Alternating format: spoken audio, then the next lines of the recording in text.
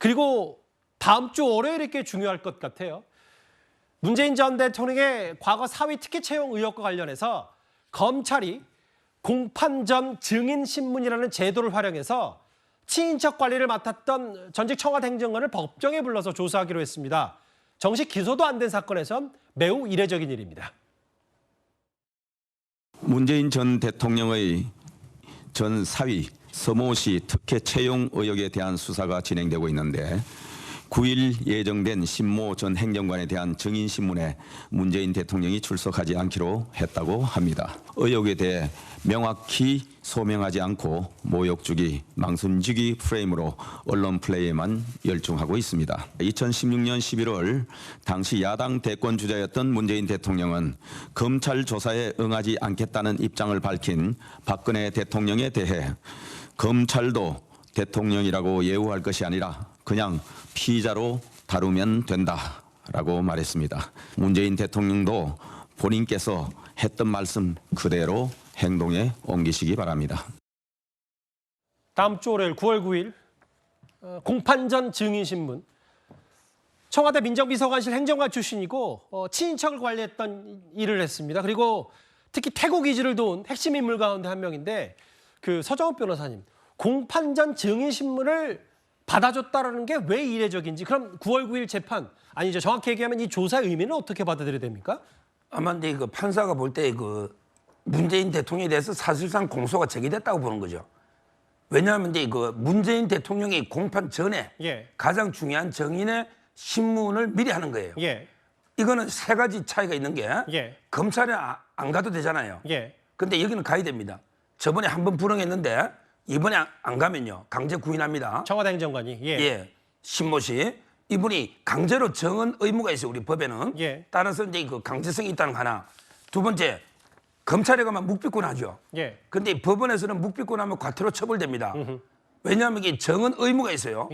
사실대로 물론 본인의 범죄나 친인척의 범죄, 형소법 148, 149 이거 빼고는 정은해야 됩니다. 따라서 출석 의무와 정언 의무가 있고요. 여기서 한 정언은 그대로 100% 증거 능력이 있다. 다음에 재판할 때 이 세 가지 의미가 있고요. 그다음에 여기에 원래는 피고인이 될 사람들도 통제해서 이게 참여권을 주대요. 그래서 문재인 대통령, 그다음에 이상직, 그다음에 박스코, 그다음에 조현옥 인사수석 피고인이 됐거든요. 4명한테도 오라고 했어요. 그런데 이상직 의원만 참석하겠다. 9월 9일에. 이상직 의원은 4개 범죄로 전주교도소에 있어요. 근데 영상을 통해서 참여하겠다. 이렇게 했거든요. 아마 이상직 의원이 어떤 질문하고 할지는 가봐야 되고 나머지는 이제 불출석하는데 그래서 이 절차는 이미 문재인 대통령에 대해서 기소가 확실하다. 이럴 때 검사가 신청하고 법원이 받아주는 절차이기 때문에 사실상 기소됐다고 보면 돼요. 그러니까 이제 정식 기소 전입니다만 그 의미 자체, 증인신문 자체가 이례적이기 때문에 조사 전 증인신문 그 부분을 말씀하시는데요.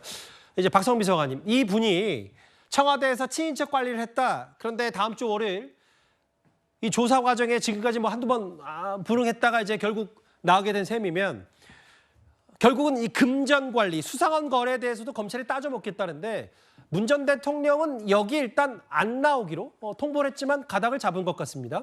그러니까 일단은 이 수사 자체가 굉장히 무리하고 어떤 검찰의 모욕주기나 망신주기의 의도가 너무나 명확해 보인다 이런 생각이고요. 실제로 지금 야당에서도 보고 있는 시각은 최근에 있는 김건희 여사 명품백 사건을 종결하려고 하는 그 검찰의 움직임이라든지 이런 부분들에 있어서 결국에는 좀 정부의 불리한 이슈 또는 김건희 여사 관련된 불리한 이슈를 전환하기 위한 국면 전환용이다 이렇게 보고 있는 거죠. 사위의 취업 특혜 의혹은 이미 몇 년 전에 고발이 돼서 수사가 진척이 없었던 상황이었고 최근에 있는 딸 다혜 씨의 금전 거래, 검은돈 의혹 이런 것들은 실제로 보면 이 사위와의 어떤 혼인 관계가 끝난 뒤에 있었던 일이거나 퇴임 후에 있었던 일이거나 아니면 이 사위의 취업 시기와 전혀 맞물리지 않는 시기에 있었던 돈 거래까지도 그리고 분명히 어떤 기명으로 돈 거래가 있었고 인세에 대한 세금까지도 납부한 돈 거래까지도 어떤 뭐 거액의 돈이 정체불명으로 입금됐다, 검은 돈이 있었다 이런 식으로 하고 있는 것 자체가 검찰의 과도한 언론 플레이다 이렇게 보고 있는 입장이기 때문에 예. 지금 이런 흐름들조차도 문재인 전 대통령이 다혜 씨와의 경제 공동체다라는 것을 입증할 만한 정확한 증거라든지 아니면 전 사위가 받았던 그런 급여가 정당한 급여인 것인지 뇌물인 것인지 정확하게 증거도 검찰이 제시하지 못하고 있는 상황 속에서 전 대통령을 이렇게 피의자로 직시하고 소환하겠다 뭐 이런 식으로 하고 있는 과정들, 검찰에 계속해서 어떤 계획하에서 문재인 전 대통령을 겨냥한 표적 수사가 이루어지고 있다. 아마 이렇게 볼 겁니다.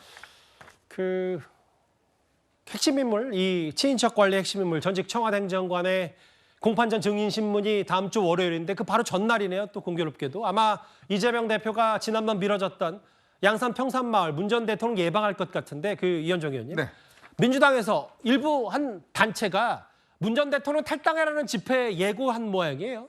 분열 안 된다. 이런 내용의 메시지를 저희가 어떻게 받아들일까요? 그러니까 지난 총선 때부터 조금씩 어떤 내부적으로 분열의 양상이 있었던 것 같죠. 아마 문재인 전 대통령이 이제 지난 총선 때 일부 부산과 PK 지역에서 지원 활동을 했지 않습니까? 근데 그 지원 활동이 오히려 역효과를 낳았다는 지적들이 있었고 또 이재명 대표와는 조금의 어떤 거리감이 있는 상황이지 않습니까? 그러다 보니까 일부 친명 뭐 한 유튜버라고 부르는데요. 거기서 이제 집회를 열겠다. 그래서 문재인 전 대통령의 어떤 탈당을 촉구하겠다라고 하니까 바로 이제 당 차원에서 그건 안 된다.